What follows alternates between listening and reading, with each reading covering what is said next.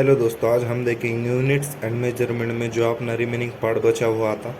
च- तो चलो आज दोस्तों शुरू करते हैं। सबसे पहले पैरलैक्स मेथड।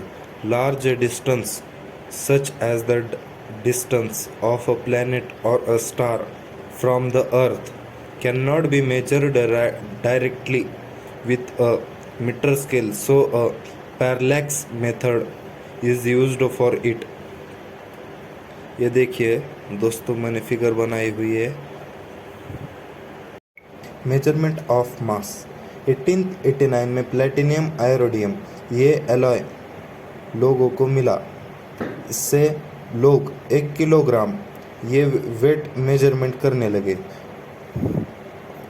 मिलने के बाद इसको एक ग्लास के डिब्बे में एक स्टैंड पर रख दिया था। अब जैसे जैसे समय बीता जा रहा था वैसे इसकी डेंसिटी कम हो रही थी, क्योंकि उस बॉक्स में डस्ट पार्टिकल जमा हो रहे थे।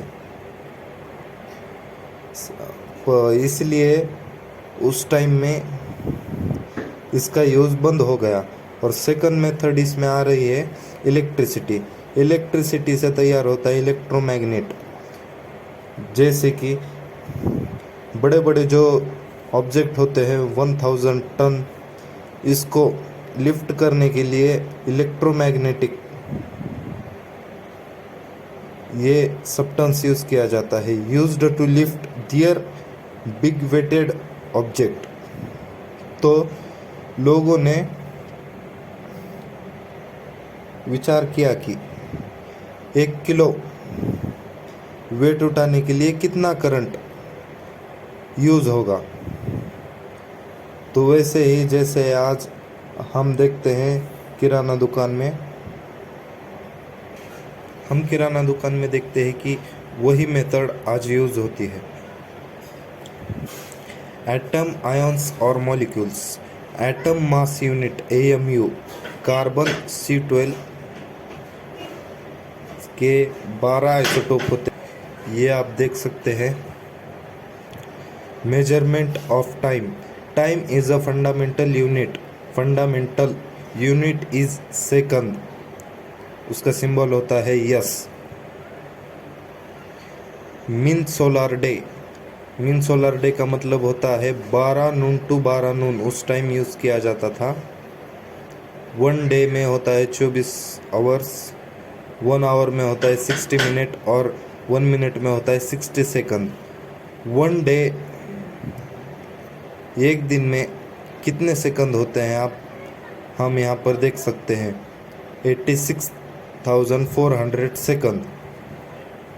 वह तो टाइम हुआ अपने लिए, पर साइंटिस्ट लोग को टाइम मेजरमेंट करने में थोड़ी दिक्कत हो रही थी।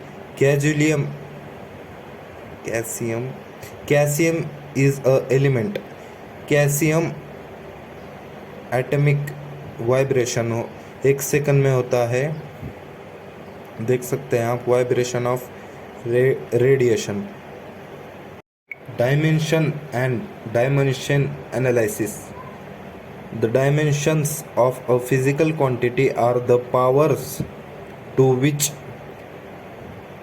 the concerned fundamental unit must be raised in order to obtain the unit of the given physical quantity. Fundamental quantity, L का मतलब होता है लेंथ। ये तो हमने देखा हुआ था पिछले वीडियो में। वेलोसिटी का फॉर्मूला होता है डिस्प्लेसमेंट अपॉन टाइम, यानी m अपॉन s। हम आप डायमेंशन देखेंगे। Dimension of velocity. Velocity is equal to displacement upon time is equal to m upon s 1। m upon s power 1 is equal to m s minus power 1। उसका dimension होता है is equal to l यानी length यहाँ पर m है, इसलिए L1 यम नहीं है, यम यानी मास, मास यहाँ पर नहीं है इसलिए 0। और टी, टी का मतलब होता है टाइम, टाइम यहाँ पर है सेकंड इसलिए -1। और आप देख सकते हैं आगे dimension of acceleration, dimension of force,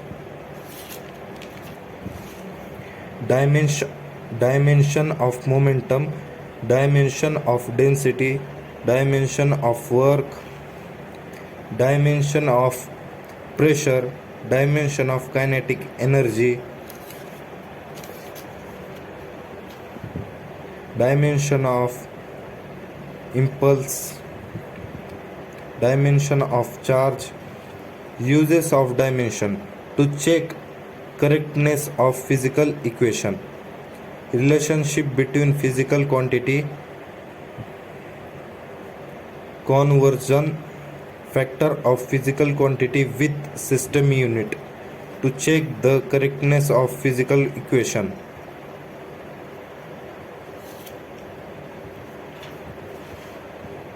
ये भी। अब हम देखेंगे लिमिटेशन ऑफ डायमेंशन एनालिसिस।